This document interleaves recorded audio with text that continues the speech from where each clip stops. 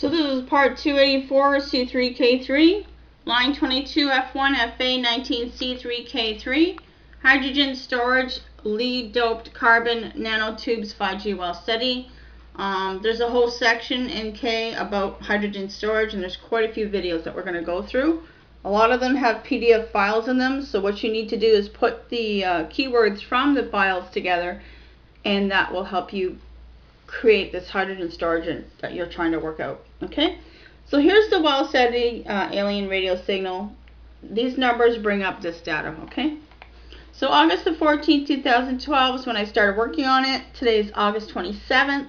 These are the quotes from PDF files. Okay, hydrogen storage in lead-doped charged single-walled carbon nanotubes. There's a scientist there. They are from China, and it's from doi.org. Okay, that's the link. Abstract, quote, density functional calculations have been carried out to investigate the interaction of hydrogen molecules with lead-doped charged single-walled carbon nanotubes, SWNTs. The results show that binding of H2 on positively charged lead-doped SWNTs is enhanced compared with that on uncharged systems. As the charge of the lead-doped SWNTs increases, the binding energy of H2 increases, with the largest binding energy of 0.26 eV. The reason for the increase in H2 binding energy is that the positively charged tube improves the charge transfer from Li atom to the tube and make the Li atom more ionized, which strengthens the polarization interaction between H2 and Li atom. Okay, so there's the keywords from ScienceDirect.com. The next one's called hydrogen storage in carbon nanotubes through formation of CH bonds. Two of the major challenges for humanity in the next 20 years are the shrinking availability of fossil fuels and the global warming and potential climate changes that result from their ever-increasing use. This is a quote, just so you know. One possible solution to these problems is to use an energy carrier such as hydrogen. A waste to produce and store hydrogen in electric power plants and vehicles is a major research focus for materials scientists and chemists. Okay, so you guys are looking for ways to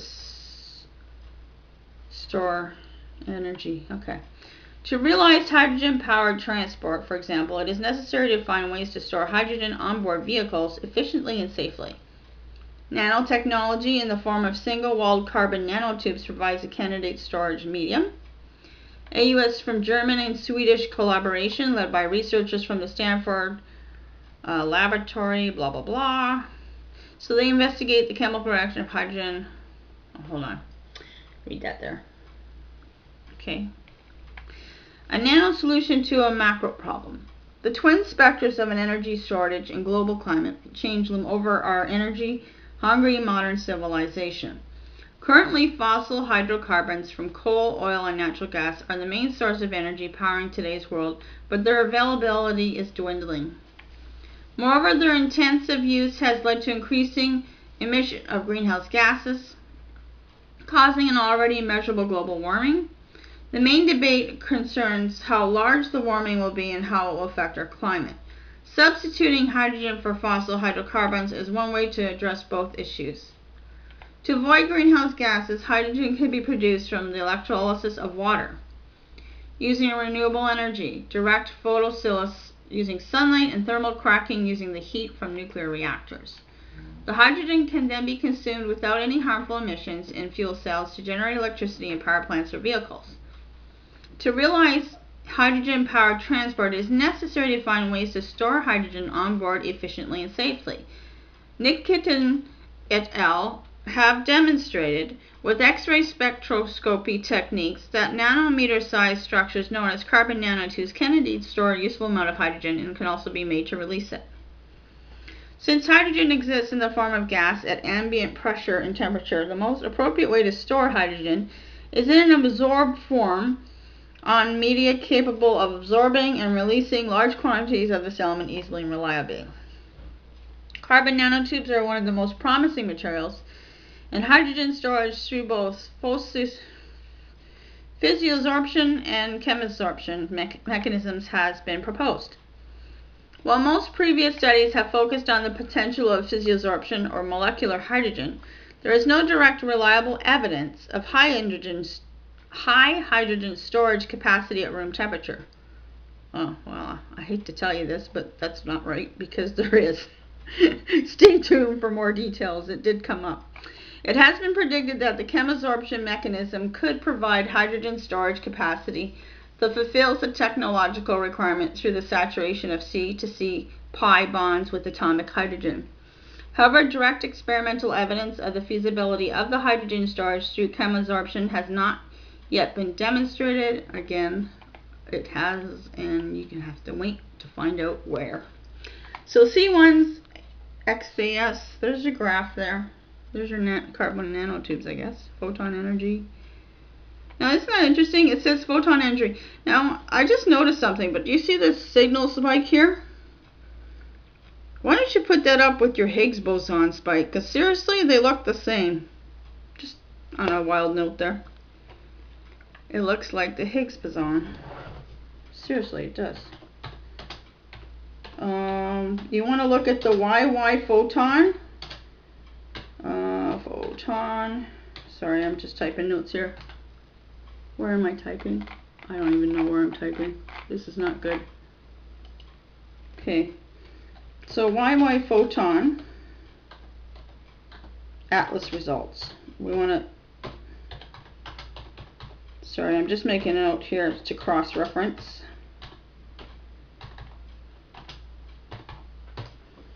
And that's for the Higgs boson, right?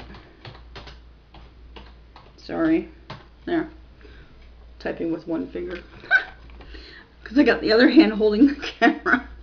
Okay, carbon K-edged excess spectra of a clean SWCN film black and an SWCN film after hydrogenation blue. Decrease of the pi resonance intensity and increase of the intensity in the energy range of C to H in 0 star.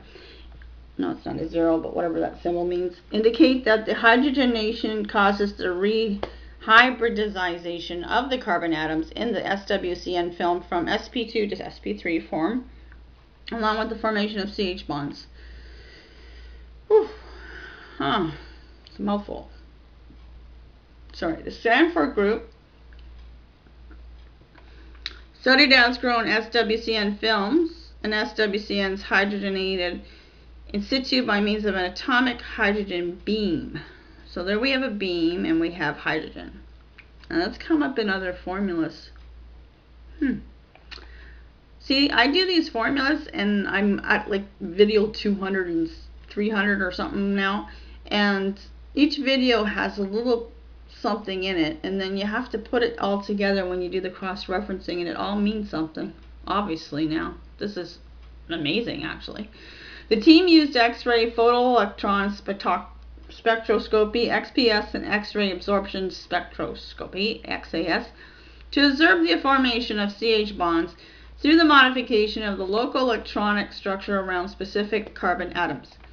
With XPS and XAS, the researchers could also quantify the relative amount of hydrogen per carbon atom that was chemically absorbed. Hydrogenation leads to the breaking of CC pi bonds and CH bond formation as seen from the decrease in intensity of the pi resonance and the increase of the intensity of CH and star, that symbol star, resonances in the XAS spectra. Of the two peaks in the carbon 1s XPS spectrum of hydrogenated SWCN, the higher energy was assigned to non-hydrogenated, and the lower, I'm just going to make a note that XPS, we should Google that, XPS spectrum. Google, I don't know what it is. See, when I Google it, I'll find some test results. Right? And then I'll put them up here for you guys. So we get carbon, is another keyword, and we have hydrogen, right?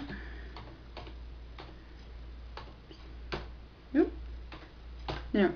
There's my little note. Okay. So, the higher energy was assigned to non-hydrogenated and the lower energy one to hydrogenated carbon atoms. The assignment is supported by the theoretical calculation for the carbon 1's chemical shifts. Based on the intensity ratio between two peaks, the amount of hydrogenated carbon atoms was estimated to be 5.1 plus minus 1.2 weight% of the hydrogen capacity of SWCNs. This value is close to the 6% weight required by U.S. Department of Energy for media to be used for an onboard hydrogen storage system. Oh, so you have to be close to 6% before you can publish it for people? That kind of stinks. Okay, the investigators also found that all CH bonds in hydrogenated SWCN break at temperatures above 600 degrees, demonstrating the reversibility of the hydrogenation. Again, see the signal? You had that same kind of signal. We had the Higgs boson signal. I don't know what it's got to do with this. Honestly, I don't. It's a particle thing, right? But maybe it's part of the standard model. You have to stick it in there. And we got H, C, C, and H. I have to look for these symbols and see if it comes up. Binding energy. Yeah, we have binding energy in the videos. In fact, it's in the Higgs boson videos too, which I haven't videotaped yet. I've been working on the Higgs boson particle mass theory of adding mass to a particle so you can study it. And I'm trying to figure out how to do it, looking at your stuff. Anyways, carbon-1's XPS spectra of a clean SWCN film, black, and SWCN film after hydrogenization, blue. So this is definitely Higgs. I've seen it before somewhere. So we get a signal from Higgs. So something to do with the standard model.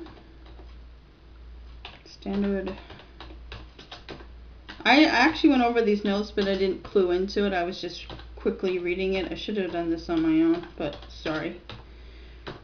I'm pressed for time these days, so this is how I gotta do it. There's my notes. So I'm just leaving little notes to check this out later. Peak 1 at higher energy, lower binding energy corresponds to the signal from carbon atoms unaffected by hydrogenation, whereas peak 2 at lower energy is due to hydrogen coordinated carbon atoms. So you want carbon atoms, you want your binding energy, and we want hydrogen. Those are going to be the keywords I'll have to Google and see what comes up. Then I want the C-H bonds, is what they're called. SWCNs. Okay, those are keywords. And this is K3 video. Okay. The theoretical values of the carbon-1's core level chemical shifts due to CH bond formation for different types of SWCNs are shown as vertical lines. The present results indicate that it is possible to store hydrogen chemically in SWCNs through hydrogenation. The group thinks that the hydrogenated SWCNs provide a storage capacity close to the technologically required values, but it is essential to find means to hydrogenate SWCN efficiently and to fine-tune the energetics of the CH bonds to allow for hydrogen release at 50 to 100 degrees Celsius. So you want it to release hydrogen. Okay. A hydrogenated metal catalyst can address the former and latter can be accomplished by using SWCNs with an appropriate diameter distribution. So there's your distributions that they want to do. A, B, C, D, E. So you got 1, 2, 3, 4, 5 signals. Those would be like the 5 particles you're looking for the stand. I came up with 5 different particles for the standard model. New particles through the Higgs boson research. Interesting. Very interesting. So there's 5 particles showing there. That's what you need, those 5 particles. Okay. Intensity, you want binding. Oh, for binding energy. Yeah, that would make sense. You want to use bosons, right? They're a type of bosons, and there's a mixture of them. Okay, so C1's XPS spectra of SWCN film exposed to the 2 cycles of hydrogenation and dehydrogenation. A is the clean SWCN film. So that's this one here. That's the one with the highest signal, so that's the one you want. Your clean SWCN film. Oh no. Okay, so film came up before as well. And that's with the Higgs signal. That's the one that looks like a Higgs signal. Okay. Exposed to 2 cycles of hydrogenation and dehydrogenation. So B is the hydrogenated SWCN film. That one there. C is the annealed at 600 degrees Celsius. So it keeps up with that one. Hydrogenated CSM film is D. And then E is annealed at 600 degrees Celsius. Okay. It is clear that the second hydrogenation led to the restoration of the shoulder that is due to the signal from CH bonded carbon atoms. Okay. So researchers conducted by these scientists here, Stanford Laboratory and University, Germany. Stanford University, Sweden. Germany and Sweden worked on this. Research funding from the U.S. Department of Energy, so they have something to do with it. And hydrogen or single. Okay, so it's from www.als.lbl.gov. That's where we found it on there. And there's the document, dxdoi.org. 3-page vault, and this is the next PDF that comes up. Volumetric hydrogen storage in single-walled carbon nanotubes. Those are your scientists there. They all kind of have the same kind of names. Shenyang National Laboratory from China, 2001-2002. Here's a quote. Macroscopically long ropes of aligned single-walled carbon nanotubes, SWNTs, synthesized by a hydrogen and argon arc discharge method. Argon. See, argon liquid fuel is in argon gas has come up in the alien formula for your fuel. Were cold pressed into tablets without any binder for measurements of their volumetric hydrogen storage capacity. The typical apparent density of the tablets was measured to be around 1.7 g/cm3 with respect to a molding pressure of 0.75 GPa. A volumetric and mass hydrogen storage capacity of 68 kg and 4.0 Wt% respectively was achieved at room temperature, there you go, under a pressure of 11 MPa for suitably pre-treated SWNT tablets, and more than 70% of the hydrogen absorbed can be released under ambient pressure at room temperature. So basically, if you were like fueling your spaceship, you would just give it some pills. It creates energy. Just like we do, right? We take pills, right? Pore structure analysis indicated that the molding process diminished the mesopore volume of the SWNT ropes, but exerts little influence of their intrinsic pore textures. That's from 2002. apl.aip.org. Okay? So we're going to go on to the next video and see what kind of interesting things we find out.